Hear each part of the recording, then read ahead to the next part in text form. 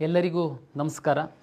ವಿವಿಧ ವೃತ್ತಿಪರ ಕೋರ್ಸ್ಗಳಿಗೆ ಕರ್ನಾಟಕ ಪರೀಕ್ಷಾ ಪ್ರಾಧಿಕಾರ ಎರಡನೇ ಸುತ್ತಿನ ಫಲಿತಾಂಶವನ್ನು ಪ್ರಕಟಣೆ ಮಾಡಿದೆ. ತಮಗೆಲ್ಲ ಗೊತ್ತಿರುವಂತೆ ಕರ್ನಾಟಕ ಪರೀಕ್ಷಾ ಪ್ರಾಧಿಕಾರ ಎಲ್ಲ ವೃತ್ತಿಪರ ಕೋರ್ಸುಗಳಿಗೆ ಕಂಬೈನ್ಡ್ ಸೀಟ್ ಅಲಾಟ್ಮೆಂಟ್ ಮಾಡ್ತೀವಿ. ಇದು ಸಾಕಷ್ಟು ರಾಜ್ಯಗಳಲ್ಲಿ ಈ ರೀತಿ ಮಾಡಲ್ಲ. ಸಾಕಷ್ಟು ರಾಜ್ಯಗಳಲ್ಲಿ ಇಂಡಿಪೆಂಡೆಂಟ್ ಕೋರ್ಸಿಗೆ ಅವರು ಮಾಡ್ತಾರೆ. ಇದರಿಂದ ಅವರಿಗೆ ಏನು ಅನುಕೂಲ ಆಗ್ತಾಯಿದೆ ಅಂತಂದರೆ, ಅವರು ಟೈಮ್ಲಿ ಎಲ್ಲ ಪ್ರಕ್ರಿಯೆನ ಆಯಾಯ ಕೋರ್ಸಿಗೆ ಮಾಡ್ತಾರೆ. ಅದರಿಂದ ವಿದ್ಯಾರ್ಥಿಗಳಿಗೆ, ಪೋಷಕರಿಗೆ ತೊಂದರೆ ಸಹ ಇದೆ. ಬಟ್ ಕರ್ನಾಟಕ ರಾಜ್ಯದಲ್ಲಿ ಎಲ್ಲ ಕೋರ್ಸುಗಳಿಗೆ ಕಂಬೈನ್ಡ್ ಸೀಟ್ ಅಲಾಟ್ಮೆಂಟ್ ಮಾಡ್ತೀವಿ. ನಮ್ಮ ಸಮಸ್ಯೆ ಏನು ಅನ್ನುವಂಥದ್ದನ್ನು ಮೊದಲು ನಾನು ವಿವರಿಸ್ತೀನಿ. AICT ಅವರು ಇಂಜಿನಿಯರಿಂಗ್ ಕಾಲೇಜುಗಳಿಗೆ ಯಾವ ಸಂದರ್ಭದಲ್ಲಿ ಅಡ್ಮಿಷನ್ಸ್ ಆಗಬೇಕು, ಲಾಸ್ಟ್ ಡೇಟ್ ಯಾವಾಗ ಅಂತ AICTE ಅವರು ಹೇಳ್ತಾರೆ. ಮೆಡಿಕಲ್ಲು ಮತ್ತು ಡೆಂಟಲ್ಲಿಗೆ ಸಂಬಂಧಪಟ್ಟಂತೆ ತಮ್ಗೆ ಗೊತ್ತಿದೆ MCC ಅವರು ಟೈಮ್ ಟೇಬಲನ್ನು ಕೊಡ್ತಾರೆ.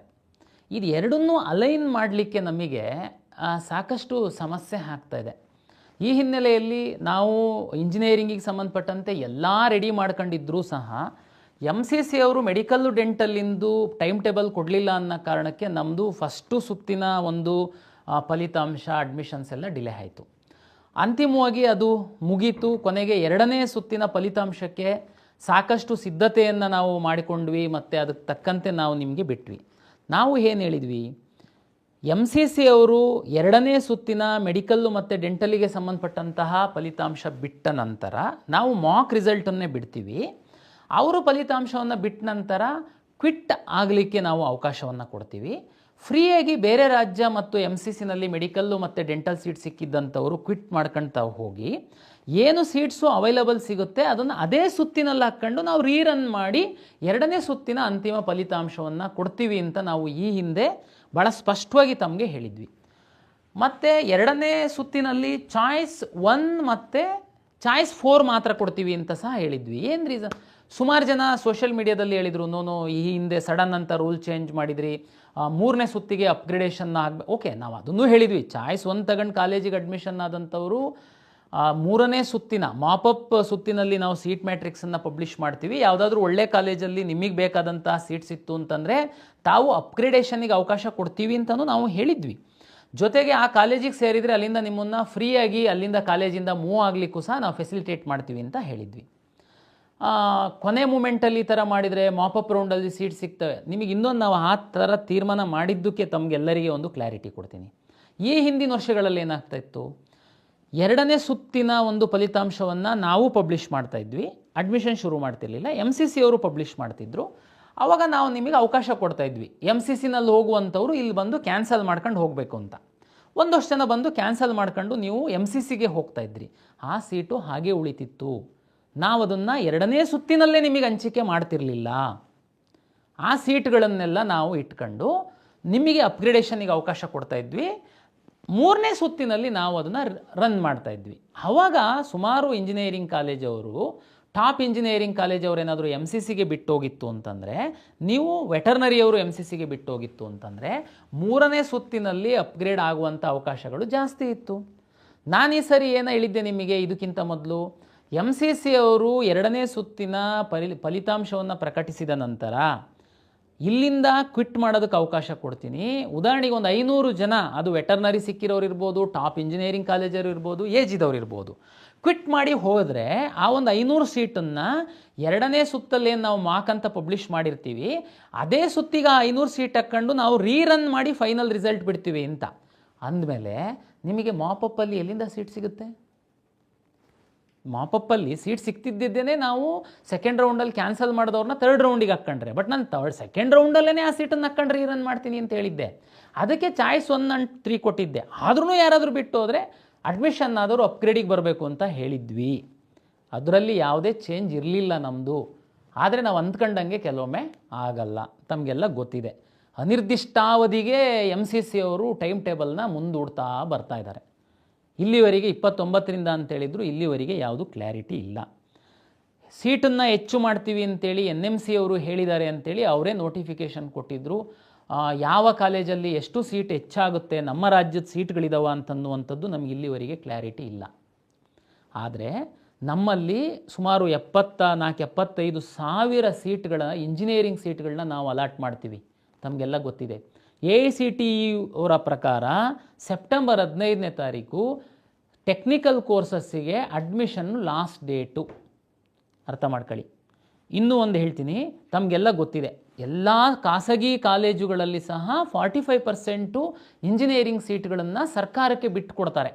ಆ 45% ಮತ್ತು ಲಿಂಗ್ವಿಸ್ಟಿಕ್ ಮೈನಾರಿಟಿ ಮತ್ತು ಯೂನಿವರ್ಸಿಟಿ ಕಾಲೇಜುಗಳಲ್ಲಿ 40% ಸೀಟುಗಳಿಗೆ ಸಹ ರಾಜ್ಯ ಸರ್ಕಾರದ ನಿಯಮದಂತೆ ರೋಸ್ಟರ್ ಆಧಾರದ ಮೇಲೆ ನಾವು ಸೀಟ್ ಹಂಚಿಕೆ ಮಾಡ್ತೀವಿ.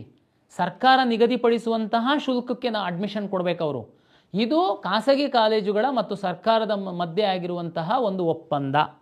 ಆ ಒಪ್ಪಂದದಲ್ಲಿ ಇನ್ನೂ ಒಂದು ಹೇಳ್ಬಿಟ್ಟಿದ್ದಾರೆ, ಏನಂತಂದರೆ AICTE ಅವರು ಲಾಸ್ಟ್ ಡೇಟ್ ಯಾವಾಗ ಅಡ್ಮಿಷನಿಗೆ ಕೊಡ್ತಾರೆ ಅದರದ್ದು -10 ಡೇಸ್ವರೆಗೆ KE ಅವರು ಈ 45% ಮತ್ತು 40%ಗೆ ಎಷ್ಟು ರೌಂಡ್ ಬೇಕಾದ್ರೂ ನೀವು ಕೌನ್ಸಿಲಿಂಗ್ ಮಾಡಿ, ನಮ್ಮದು ಅಡ್ಡಿ ಇಲ್ಲ.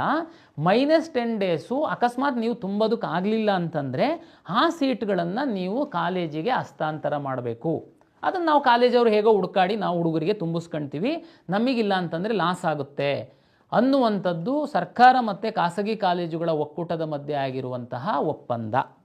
ಈಗ ಆ ಒಪ್ಪಂದದ ಪ್ರಕಾರ ನಮಗೆ ಸೆಪ್ಟೆಂಬರ್ 15ಕ್ಕೆ AICTE ಅವ್ರ ಲಾಸ್ಟ್ ಡೇಟ್ ಅಂತಂದರೆ 5ನೇ ತಾರೀಕು -10 ಡೇಸು, ಸೆಪ್ಟೆಂಬರ್ 5ಗೆ ಉಳಿಯುವಂಥ ಸೀಟ್ಗಳನ್ನ ಹ್ಯಾಂಡ್ ಓವರ್ ಮಾಡಿ ಅಂತ ಆಲ್ರೆಡಿ ಲೆಟರ್ ಬರೆದುಬಿಟ್ಟಿದ್ದಾರೆ ನಮಗೆ ಅವರು. ನೋಡಿ, ನಮ್ಮ ಸಮಸ್ಯೆ ಈ ರೀತಿ ಇದೆ. ಎಷ್ಟು ಜನ ಈಗ ಜಸ್ಟ್ 27,000 ಅಷ್ಟೇ ಮಕ್ಕಳು ಅಡ್ಮಿಷನ್ ಆಗಿದ್ದೀರಾ, ಉಳಿದವರೆಲ್ಲ ವೆಯ್ಟ್ ಮಾಡ್ತಾ ಇದ್ದೀರಾ ಅಪ್ಗ್ರೇಡೇಷನ್ನು ಮತ್ತೊಂದು ಈ ರೌಂಡಿಗೆ ಬಂದಿದ್ದೀರಾ ನೀವು. ಹಾಗಾಗಿ ನಾನು MCC ಅವರ ಟೈಮ್ ಟೇಬಲ್ಲಿಗೆ ನಾನು ಈ ಎಲ್ಲ ರೌಂಡ್ಗಳನ್ನ ಅಲೈನ್ ಮಾಡಲಿಕ್ಕೆ ಹೋದರೆ ಪ್ರಾಕ್ಟಿಕಲ್ಲಾಗಿ ಈ ಥರದ್ದು ಸಮಸ್ಯೆಗಳಿದೆ. ಇದು ಮಕ್ಕಳಿಗೆ, ಪೇರೆಂಟ್ಸಿಗೆ ಈ ಒಂದು ಸೂಕ್ಷ್ಮತೆಗಳು ತಮಗೆ ಮಾಹಿತಿ ಗೊತ್ತಿರಲ್ಲ, ಅದು ತಮಗೆ ಮಾಹಿತಿ ಇರಲಿಲ್ಲ. ಆದ್ರೂ ನಾವು ಸ್ಟೂಡೆಂಟು ಮತ್ತು ಪೇರೆಂಟ್ಸ್ ಪರನೇ. ಅದಕ್ಕೇ ನಾವು ನಮ್ಮ ಉನ್ನತ ಶಿಕ್ಷಣ ಸಚಿವರು ಸುಧಾಕರ್ ಸರ್ ಅವರು ಎಸ್ಟರ್ಡೇ ನಾವು ಪ್ರಯತ್ನ ಮಾಡ್ತಾ ಇದ್ದಾರೆ AICTE ಅವರಿಗೆ ಅಟ್ಲೀಸ್ಟ್ ಒಂದು 15 ಡೇಸು ನೀವು ಟೆಕ್ನಿಕಲ್ ಕೋರ್ಸಸ್ಸಿಗೆ ಟೈಮನ್ನು ಎಕ್ಸ್ಟೆಂಡ್ ಮಾಡಿ ಅಂತ ರಿಕ್ವೆಸ್ಟನ್ನು ಕಳಿಸಿದ್ದಾರೆ. ಬಟ್ ಆದರೆ ರಿಕ್ವೆಸ್ಟು ಕನ್ಸಿಡರ್ ಮಾಡ್ತಾರೆ ಮಾಡಲ್ಲ ಅನ್ನುವಂಥದ್ದು ನಮಗೆ ಗೊತ್ತಿಲ್ಲ. ಆ ಹಿನ್ನೆಲೆ ಒಳಗಡೆ ನಾವು ಇದು ಎಲ್ಲ ನಾವು ಟೈಮ್ ಟೇಬಲ್ನ ಸೆಟ್ ಮಾಡ್ಕೊಳ್ಬೇಕು. ಇದು ನಮ್ಮ ಒಂದು ಸದ್ಯದ ಒಂದು ಪರಿಸ್ಥಿತಿ ಪ್ರಾಧಿಕಾರದ್ದು. ಇದು ತಮಗೆ ಮಾಹಿತಿಗಿರಲಿ ಅಂತೇಳಿ ನಾನು ತಮಗೆ ಹೇಳ್ತಾ ಇದ್ದೀನಿ. ಈಗ ಈ 2ನೇ ಸುತ್ತಿನ ಫಲಿತಾಂಶ ಪ್ರಕಟಣೆಯಾಗಿದೆ. ಭಾಳಷ್ಟು ವಿದ್ಯಾರ್ಥಿಗಳು ಭಾಳಷ್ಟು ಗೊಂದಲದಲ್ಲಿ ಇದ್ದೀರಾ. ಯಾಕೆ ಅಂತಂದರೆ ಮೆಡಿಕಲ್ ಸೀಟ್ ಜಾಸ್ತಿ ಆಗುತ್ತೆ, ಎಷ್ಟು ಜಾಸ್ತಿ ಆಗುತ್ತೆ ಏನು ಅಂತ ಗೊತ್ತಿಲ್ಲ. ಅದಕ್ಕೆ ನಾನು ನಿಮಗೆ ಕ್ಲಾರಿಟಿ ಕೊಡೋದಕ್ಕೆ ನಾನು ಇಚ್ಛೆ ಪಡ್ತೀನಿ. ಒಂದು, ತಮಗೆಲ್ಲ ಗೊತ್ತಿರುವಂತೆ ಮೆಡಿಕಲ್ಲು ಡೆಂಟಲ್ಲಿಗೆ ಸಂಬಂಧಪಟ್ಟಂತೆ ಈ ಹಿಂದೆ ನಾನು ಹೇಳ್ದಂತೆಯೇ ಮಾಕ್ ಆರ್ ಪ್ರಾವಿಷನಲ್ ರಿಸಲ್ಟನ್ನು ಪಬ್ಲಿಷ್ ಮಾಡಿದ್ದೀನಿ. ಡಿ ಕೆಟಗರೈಸೇಷನ್ ಎಲ್ಲದೂ ಮಾಡಿನೇ ಪಬ್ಲಿಷ್ ಮಾಡಿರುವಂಥದ್ದು. ನಿಮಗೆ ಈಗ ಏನು ಸೀಟ್ ಸಿಕ್ಕಿದೆ ಅದು 100% ನಿಮಗೆ ಖಾತ್ರಿನೇ, ನೋ ಡೌಟ್.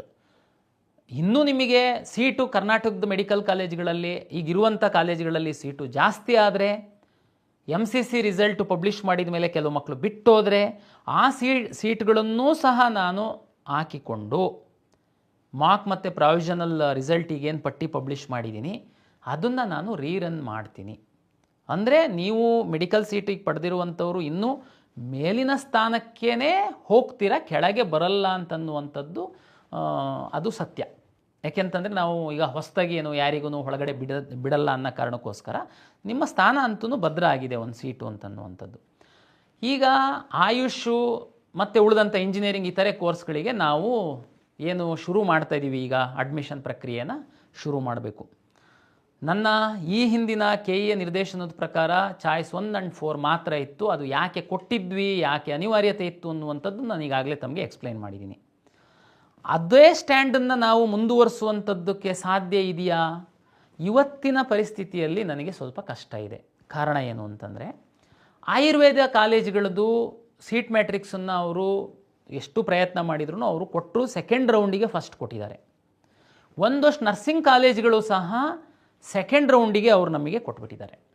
ಈ ಕಾರಣಕ್ಕೋಸ್ಕರ ನಾವು ಚಾಯ್ಸ್ 1 and 4 ಕೊಡುವಂಥದ್ದು, ಕೇವಲ ಚಾಯ್ಸ್ 1 and 4 ಕೊಡುವಂಥದ್ದು ವಿದ್ಯಾರ್ಥಿಗಳ ಹಿತದೃಷ್ಟಿಯಿಂದ ಸೂಕ್ತ ಅಲ್ಲ ಅಂತ ನಾವು ತೀರ್ಮಾನಕ್ಕೆ ಬಂದಿದ್ದೀವಿ. AICTE ಅವರು ಕಟ್ ಆಫ್ ಡೇಟ್ ಇರೋದ್ರಿಂದ ನಮಗೆ ಸ್ವಲ್ಪ ಭಯ ಸಹ ಇದೆ. ಬಟ್ ಸ್ಟಿಲ್ ನಾವು ವಿದ್ಯಾರ್ಥಿಗಳ ದೃಷ್ಟಿಯಿಂದ ಚಾಯ್ಸ್ 1 and 4 ಮಾತ್ರ ಕೊಟ್ಟರೆ ನಿಮಗೆ ಸ್ವಲ್ಪ ತೊಂದರೆ ಆಗುತ್ತೆ ಅನ್ನುವಂತಹ ಕಾರಣಕ್ಕೆ 2ನೇ ಸುತ್ತಿನ ಫಲಿತಾಂಶದ ನಂತರ ಮೆಡಿಕಲ್ಲು ಡೆಂಟಲ್ಲು ಹೊರತುಪಡಿಸಿ ಉಳಿದ ಎಲ್ಲ ಕೋರ್ಸುಗಳಿಗೆ ಈ ಹಿಂದೆ ಇದ್ದಂತೆ ಚಾಯ್ಸ್ 1, 2, 3, 4 ನಾವು ಕೊಡ್ತಾಯಿದ್ದೀವಿ. ಹಾಗಾಗಿ ನೀವು ಏನು ಚಿಂತೆ ಮಾಡುವಂತಹ ಅಗತ್ಯ ಇಲ್ಲ.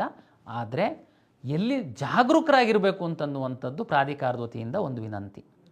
ನಿಮಗೆ ಚಾಯ್ಸ್ 1, 2, 3, 4 ಅಂತನ್ನುವಂಥ ತಮಗೆಲ್ಲರಿಗೂ ಗೊತ್ತಿದೆ. ಆದರೆ ಈ ರೌಂಡಿನ ಚಾಯ್ಸ್ 1, 2, 3, 4 ಅಂತನ್ನುವಂಥ ಸೂಕ್ಷ್ಮವಾಗಿ ನಾನು ತಮಗೆ ಹೇಳಲಿಕ್ಕೆ ಇಚ್ಛೆಪಡ್ತೀನಿ. ಚಾಯ್ಸ್ 1 ತುಂಬ ಖುಷಿ ಇದೆ, ಯಾಕೆ ಡಿ ಕ್ಯಾಟಗರೈಸೇಷನ್ ಎಲ್ಲ ಆಗಿದೆ, ಕೆಲವರಿಗೆಲ್ಲ ಒಳ್ಳೆ ಸೀಟು ಸಿಕ್ಕಿರ್ಬೋದು, ನಿಮ್ಮ ಅದಕ್ಕಿಂತ ಹೈಯರ್ ಆಪ್ಷನ್ಸ್ ಇಲ್ಲದೆ ಇರ್ಬೋದು. ನಿಮ್ಮ ಒಂದು ಉದ್ದೇಶನೇ ಗುರಿನೇ ಒಂದು ಯಾವುದೋ ಕಾಲೇಜಲ್ಲಿ ಒಂದು ಸೀಟ್ ಪಡಿಬೇಕು ಅಂತಿತ್ತು, ಅದು ಈಗ ಸಿಕ್ಬಿಟ್ಟಿದೆ. ದಯಮಾಡಿ ತಾವು ಚಾಯ್ಸ್ 1 ಹಾಕಿ ಕಾಲೇಜ್ ಸೀಟ್ ಕನ್ಫರ್ಮೇಷನ್ ಚಾಯ್ಸ್ 1 ಹಾಕಿ ಹಣ ಕಟ್ಟಿ ಸೀಟ್ ಕನ್ಫರ್ಮೇಷನ್ ಸ್ಲಿಪ್ಪನ್ನು ಡೌನ್ಲೋಡ್ ಮಾಡ್ಕೊಳ್ಳಿ, ಕಾಲೇಜಿಗೆ ಹೋಗಿ ಅಡ್ಮಿಷನ್ ಆಗಿ. ಈಗ ಸಿಕ್ಕಿರುವಂಥದ್ದು ನನಗೆ ಖುಷಿ ಇದೆ, ಆದರೆ ನನ್ನ ಮೇಲಿನ ಇನ್ನೊಂದಷ್ಟು ಆಪ್ಷನ್ಗಳು ನನ್ನಲ್ಲಿದೆ. ಅವ್ರು ಯಾರಾದ್ರೂ ಬಿಟ್ಕೊಡ್ತು ಅಂತಂದರೆ ನಾನು ಆ ಕೋರ್ಸಿಗೆ ಹೋಗುವಂಥದ್ದಕ್ಕೆ ನಾನು ಇಚ್ಛೆ ಪಡ್ತೀನಿ ಅಂತ ಅನ್ನುವಂಥವರು ದಯಮಾಡಿ ಚಾಯ್ಸ್ 2 ಹಾಕಿ ಆ ಕೋರ್ಸು ಫೀಸು ಅಂದರೆ ಚಾಯ್ಸ್ 2 ಈಗ ಯಾವ ಸೀಟ್ ಸಿಕ್ಕಿದೆ ಅದರದ್ದು ಕೋರ್ಸ್ ಫೀಸ್ ಏನಿದೆ ಆ ಕೋರ್ಸ್ ಫೀಸನ್ನು ತಾವು ಕಟ್ಟಬೇಕಾಗುತ್ತೆ. ಚಾಯ್ಸ್ 2 ಹಾಕ್ತೀರಾ, ಕೋರ್ಸ್ ಫೀಸನ್ನು ಕಟ್ತೀರಾ. ಆದರೆ ನೀವು ಕಾಲೇಜಿಗೆ ಹೋಗಿ ಅಡ್ಮಿಷನ್ ಆಗುವಂಥದ್ದಿರಲ್ಲ, ತಾವು ವೆಯ್ಟ್ ಮಾಡ್ತೀರಾ.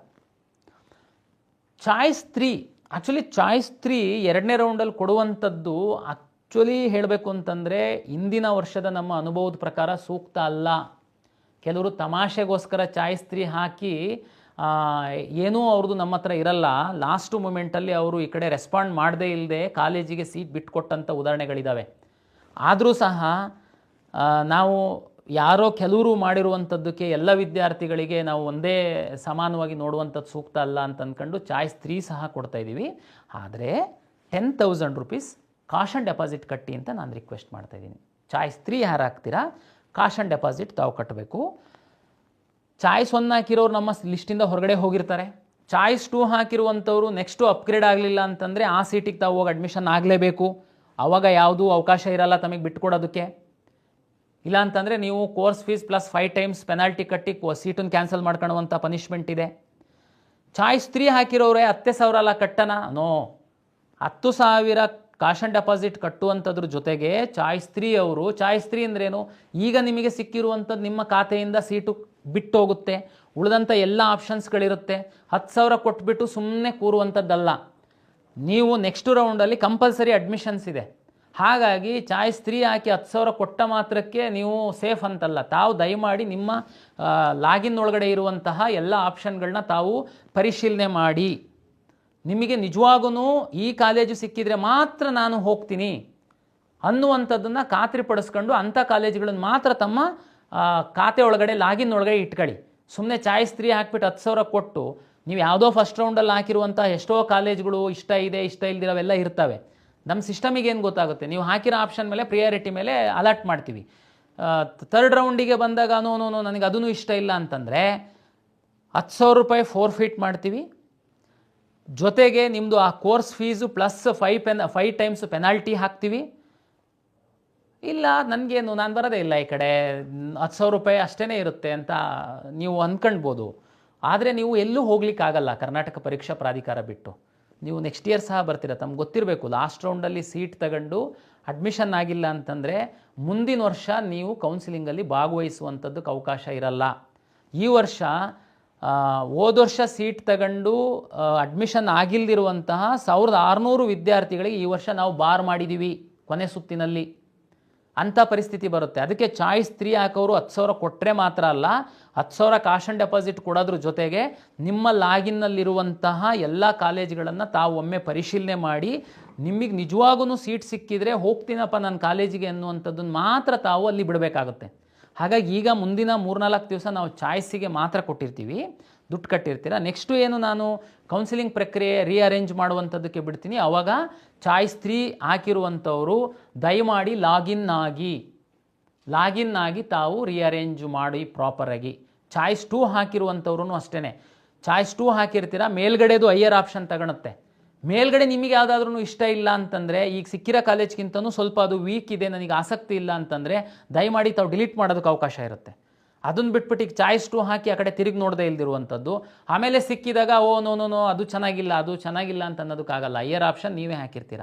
ಚಾಯ್ಸ್ 3 ಹಾಕಿ 10,000 ಕಾಶ್ ಆ್ಯಂಡ್ ಡೆಪಾಸಿಟ್ ಕಟ್ಟಿದ ಮಾತ್ರಕ್ಕೆ ನಿಮ್ಮದು ಮುಗಿಯಲ್ಲ. ನೆಕ್ಸ್ಟ್ ನಾವು ಕೌನ್ಸಿಲಿಂಗ್ದು ಎನೇಬಲ್ ಮಾಡ್ತಿದ್ದಂಗೆ ಲಾಗಿನ್ ಆಗಿಬಿಟ್ಟು ತಾವು ಪ್ರಾಪರಾಗಿ ವೆರಿಫೈ ಮಾಡ್ಕೊಳ್ಳಿ ನಿಮ್ಮ ಆಪ್ಷನ್ಸು. ಉಳಿದಂತೆ ಚಾಯ್ಸ್ 4 ತಮಗೆಲ್ಲ ಗೊತ್ತಿದೆ. ಕೌನ್ಸಿಲಿಂಗಲ್ಲಿ ಮುಂದುವರಿಯೋದಕ್ಕೆ ನನಗೆ ಇಷ್ಟ ಇಲ್ಲ ಅಂತೇಳಿ ಚಾಯ್ಸ್ 4 ಹಾಕ್ತೀರಾ. ನಮ್ಮ ಕೌನ್ಸಿಲಿಂಗಿಂದ ತಾವು ಹೊರಗಡೆ ಹೋಗ್ತೀರಾ. ತಾವು ಮ್ಯಾನೇಜ್ಮೆಂಟಲ್ಲೋ ಮತ್ತೆಲ್ಲೋ ಅಡ್ಮಿಷನ್ಸ್ ಹಾಕ್ತೀರಾ. ನಿಮಗೆ ತಿರ್ಗಾ ನಮ್ಮ ಕಡೆ ಪ್ರವೇಶ ಇರಲ್ಲ. ಚಾಯ್ಸ್ 4 ಹಾಕ್ತಂಥವರಿಗೆ ಇದು. ಆಮೇಲೆ ಈ ಹಿಂದೆನೇ ನಾನು ಈಗಾಗಲೇ ಹೇಳಿದ್ದೀನಿ ಕಳೆದ ರೌಂಡಲ್ಲಿ, ಅದು ಈಗಲೂ ಅನ್ವಯಿಸುತ್ತೆ. ಕೆಲವು ಸ್ಟೂಡೆಂಟು ಇದ್ದೀರಾ, ಕೌನ್ಸಿಲಿಂಗಲ್ಲಿ ಭಾಗವಹಿಸ್ತೀರಾ, ಸೀಟು ಅಲಾಟ್ ಆಗುತ್ತೆ, ಯಾವುದೂ ಚಾಯ್ಸ್ ಹಾಕಲ್ಲ. 1 2 3 4 ಯಾವುದೂ ಹಾಕಲ್ಲ, ಸುಮ್ಮನೆ ಬಿಟ್ಬಿಡ್ತೀರಾ.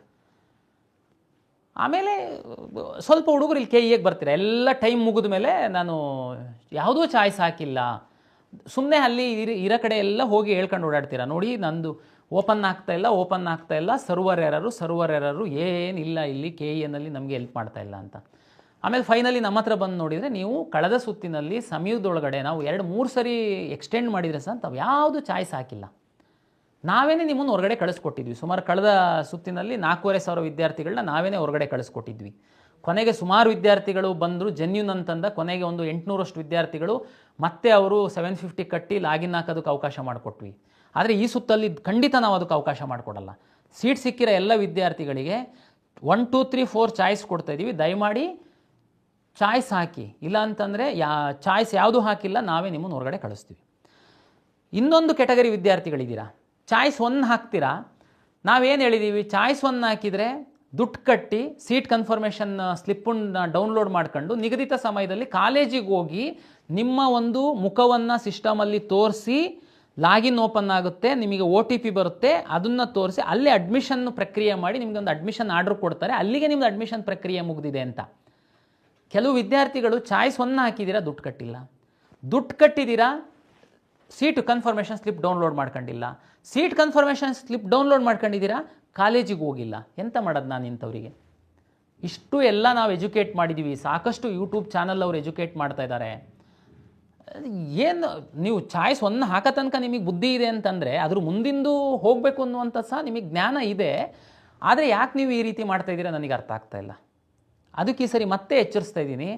ಮೊನ್ನೆ ಸುಮಾರು ವಿದ್ಯಾರ್ಥಿಗಳು ಈ ಥರ ಬಂದವರಿಗೆ ಕೊನೆ ಮೂಮೆಂಟಲ್ಲಿ ನಾನು ಕೆಲವೊಮ್ಮೆ ಅವಕಾಶ ಮಾಡಿ ಕೊಟ್ಟೆ. ಈ ಸಾರಿ ಮಾತ್ರ ಚಾಯ್ಸು 1 ಹಾಕಿ ನೀವು ಸೀಟ್ ಕನ್ಫರ್ಮೇಷನ್ ಸ್ಲಿಪ್ಪನ್ನು ತಗೊಂಡು ಕಾಲೇಜಿಗೆ ಹೋಗಿ ಅಡ್ಮಿಷನ್ ಆಗಿಲ್ಲ ಅಂತಂದರೆ ನಿಮ್ಮನ್ನು ನಮ್ಮ ಕೌನ್ಸಿಲಿಂಗಿಂದ ಹೊರಗಡೆ ಹಾಕ್ತೀನಿ. ಇಲ್ಲಾಂದ್ರೆ ನೀವು ಚಾಯ್ಸ್ 1 ಹಾಕೋಕ್ಕೆ ಹಾಕೋದ್ರಿ. 2 3 4 ಆಪ್ಷನ್ಸ್ ಇತ್ತಲ್ಲ, ಹಾಕ್ಬೋದಾಗಿತ್ತು. ಚಾಯ್ಸ್ 1 ಹಾಕಿ ಇಲ್ಲ ನಾವು ಚಾಯ್ಸ್ 1 ಹಾಕಿ ದುಡ್ಡು ಕಟ್ಟಿದ್ದೀವಿ ಸರ್, ನಮ್ಮನ್ನು ಹೊರಗಡೆ ಹಾಕಿದ್ರೆ ಹೆಂಗೆ? ಫೋರ್ಫಿಟ್ ಮಾಡ್ಕೊಳ್ತೀನಿ ಆ ದುಡ್ಡನ್ನು, ಸಿಸ್ಟಮಿಂದ ಹೊರಗಡೆ ಹಾಕ್ತೀನಿ. ನಿಮಗೆ ಲಾಸ್ಟು ಕೌನ್ಸಿಲಿಂಗಲ್ಲಿ 2 ದಿನ 3 ದಿನ ಎಕ್ಸ್ಟೆಂಡ್ ಮಾಡಿದರೆ ಸಹ ನೀವು ಚಾಯ್ಸ್ 1 ಹಾಕಿ ದುಡ್ಡು ಕಟ್ಟಿ ಕಾಲೇಜಿಗೆ ಹೋಗಲ್ಲ ಅಂತಂದರೆ ಏನು ತೋರಿಸುತ್ತೆ ಇದು? ಮತ್ತೆ ಹೇಳಿದ್ದೀವಿ 10 ಸಾರಿ ವಿಚಾರ ಮಾಡಿ ಹಾಕಿ, ಓದಿ 1 2 3 4 ಅಂತಂದ್ರೆ ಏನು ಅಂತ. ಈ ಸರಿ ಯಾರು ನಮ್ಮ ನೋಡಿದಿರ ತಮ್ಗೆ ಗೊತ್ತಾಗುತ್ತೆ. ಚಾಯ್ಸ್ 1 ಕ್ಲಿಕ್ ಮಾಡುವಾಗ ಒಮ್ಮಿಗೆ ಲಾಕ್ ಆಗಲ್ಲ, ಅದು ಸಾಕಷ್ಟು ಇನ್ಸ್ಟ್ರಕ್ಷನ್ಸ್ ಬರುತ್ತೆ. ತಾವು ಅಗ್ರಿ ಬಟನ್ ನಮಗಬೇಕು, ಆಮೇಲೆ ಅಂದರೆ ಸುಮ್ಮನೆ ಫ್ರೀಸ್ ಆಗಿಬಿಟ್ಟು ಮಿಸ್ ಆಗಬಾರ್ದು ಅಂತ. ಇಷ್ಟು ಎಲ್ಲ ನಾವು ಅವಕಾಶ ಮಾಡಿ ಕೊಟ್ಟು ಸಹ ನೀವು ಈ ಥರ ಮಾಡ್ತು ಅಂತಂದರೆ ಅದಕ್ಕೆ ನಾವು ಲಕ್ಷಾಂತರ ವಿದ್ಯಾರ್ಥಿಗಳು ಆನ್ಲೈನಲ್ಲಿ ಕೌನ್ಸಿಲಿಂಗಲ್ಲಿ ಭಾಗವಹಿಸ್ತಿರ್ತಾರೆ. ಒಬ್ಬರು ಇಬ್ಬರು ವಿದ್ಯಾರ್ಥಿಗಳ ಮನಸ್ಸಲ್ಲೇನಿದೆ ಅಂತ ಅನ್ನುವಂಥದ್ದು ನಾನು ತಿಳ್ಕೊಳ್ಳಿಕ್ಕೆ ಆಗಲ್ಲ. ಹಾಗಾಗಿ ನಮ್ಮ ಇನ್ಸ್ಟ್ರಕ್ಷನ್ಸನ್ನು ಓದಿ ಆ ರೀತಿ ತಾವು ಫಾಲೋ ಮಾಡಬೇಕು ಅಂತನ್ನುವಂಥದ್ದು ಎಲ್ಲ ವಿದ್ಯಾರ್ಥಿಗಳು ಮತ್ತು ಪೋಷಕರಿಗೆ ನಾನು ವಿನಂತಿಯನ್ನು ಮಾಡ್ಕೊಳ್ತೀನಿ. ಹಾಗಾಗಿ ಚಾಯ್ಸೇ ಹಾಕಿಲ್ಲ, ಹೊರಗಡೆ ಹಾಕ್ತೀನಿ. ಚಾಯ್ಸು 2 ಹಾಕಿ ಕೋರ್ಸ್ ಫೀಸ್ ಕಟ್ಟಲ್ಲ, ಹೊರಗಡೆ ಹಾಕ್ತೀನಿ. ಚಾಯ್ಸ್ 3 ಹಾಕಿ 10,000 ಕಾಶ್ ಆನ್ ಡೆಪಾಸಿಟ್ ಕಟ್ಟಲ್ಲ, ಹೊರಗಡೆ ಹಾಕ್ತೀನಿ. ಚಾಯ್ಸ್ 1 ಹಾಕಿ ದುಡ್ಡು ಕಟ್ಟಿ ಕಾಲೇಜಿಗೆ ಹೋಗಿ ಅಡ್ಮಿಷನ್ ಆಗಲ್ಲ ಅಂಥವ್ರನ್ನ ಸಹ ನಾನು ಸಿಸ್ಟಮಿಂದ ಹೊರಗಡೆ ಹಾಕ್ತೀನಿ. ದಯಮಾಡಿ ಇದನ್ನು ವಿಚಾರ ಮಾಡಿ ತಾವು ಚಾಯ್ಸ್ಗಳನ್ನ ಹಾಕಿ. ಚಾಯ್ಸು 4 ಹಾಕಿರ್ತೀರ. ಲಾಸ್ಟ್ ಟೈಮು ತಮಗೆ ಗೊತ್ತಿದೆ 3 ಮತ್ತು 4ಗೆ ಸ್ವಲ್ಪ ಫ್ಲೆಕ್ಸಿಬಲ್ ಕೊಟ್ಟಿದ್ವಿ ನಾವು.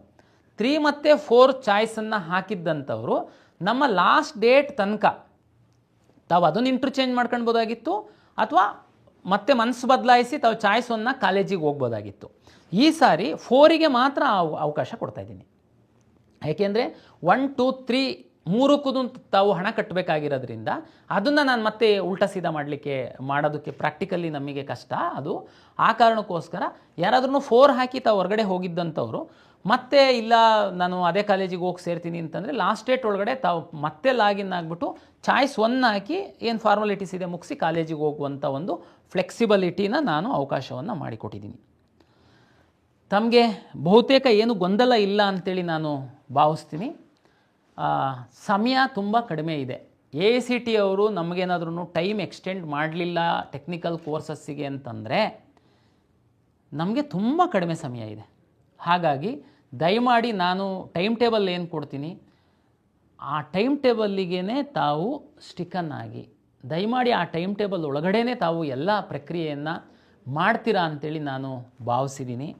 ಹಾಗಾಗಿ ಮೆಡಿಕಲ್ಲು ಮತ್ತು ಡೆಂಟಲ್ ವಿದ್ಯಾರ್ಥಿಗಳು ತಮಗೆ ಮಾಕ್ ಆರ್ ಪ್ರಾವಿಷನಲ್ ಅಂತೇಳಿ ನಾನು ಪಬ್ಲಿಷ್ ಮಾಡಿದ್ದೀನಿ. ತಾವು ಅದನ್ನು ನೋಡಿ ಖುಷಿಪಡಿ ಸೀಟ್ ಸಿಕ್ಕಿದ್ದಂಥವರು ಸಮಾಧಾನವಾಗಿ MCC ಅವರ ಒಂದು ಸುತ್ತು ಶುರುವಾಗ ತನಕ ಅವರ ರಿಸಲ್ಟ್ ಬರೋ ತನಕ ಸಮಾಧಾನವಾಗಿರಿ. ನಿಮಗೆ ಯಾವ ಒಂದು ಪ್ರಕ್ರಿಯೆಗಳಿಲ್ಲ, ಹಣ ಕಟ್ಟುವಂಥದ್ದು, ಕ್ಯಾನ್ಸಲ್ ಮಾಡಿಕೊಳ್ಳುವಂಥದ್ದು, ಅದು ಯಾವುದಕ್ಕೂ ಈಗ ಅವಕಾಶ ಇಲ್ಲ.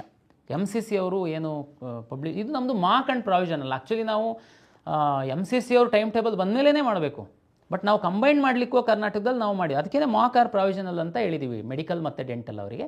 ಹಾಗಾಗಿ ತಮ್ಮದು ಯಾವುದೂ ಕೆಲಸಗಳಿರಲ್ಲ. ತಾವು ಇನ್ನೊಂದು 1 ವಾರಗಳ ಕಾಲ ತಾವು ಸಮಾಧಾನವಾಗಿರಿ, ತಮಗೆ ಯಾವುದು ಕೆಲಸ ಇಲ್ಲ ಅಂತೇಳಿ ಹೇಳ್ತಾ MCC ಅವರು ಶೆಡ್ಯೂಲ್ ಕೊಟ್ಟ ಮೇಲೆ ಕರ್ನಾಟಕ ಕಾಲೇಜುಗಳಲ್ಲಿ ಮೆಡಿಕಲ್ ಸೀಟು ಜಾಸ್ತಿ ಆದಮೇಲೆ ಯಾವುದಾದ್ರೂ ಹೊಸ ಕಾಲೇಜಿಗೆ ಏನಾದ್ರೂ ಸೀಟ್ಗಳು ಬಂದರೆ ಸಣ್ಣ ಪುಟ್ಟ ಬದಲಾವಣೆಗಳನ್ನ ನಾವು ಮಾಡಬೇಕಾಗುತ್ತೆ.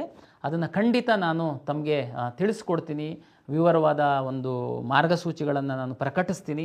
ಹಾಗಾಗಿ ಕರ್ನಾಟಕ ಪರೀಕ್ಷಾ ಪ್ರಾಧಿಕಾರದ ವೆಬ್ಸೈಟನ್ನು ತಾವು ನೋಡ್ತಾ ಇರಿ ಅಂತೇಳಿ ವಿನಂತಿಯನ್ನು ಮಾಡಿಕೊಳ್ತಾ, ಪ್ರಾಧಿಕಾರ ನಿಗದಿಪಡಿಸಿರುವಂತಹ 2ನೇ ಸುತ್ತಿನ ಒಂದು ಅಡ್ಮಿಷನ್ ಪ್ರಕ್ರಿಯೆಯಲ್ಲಿ ತಾವು ಸಮಯಕ್ಕೆ ಸರಿಯಾಗಿ ಭಾಗಿಯಾಗಿ ಅಂತೇಳಿ ಹೇಳ್ತಾ ಎಲ್ಲ ವಿದ್ಯಾರ್ಥಿಗಳಿಗೆ ಹಾಗೂ ಪೋಷಕರಿಗೆ ಪ್ರಾಧಿಕಾರದ ವತಿಯಿಂದ ಮತ್ತೊಮ್ಮೆ ನಮಸ್ಕಾರಗಳು.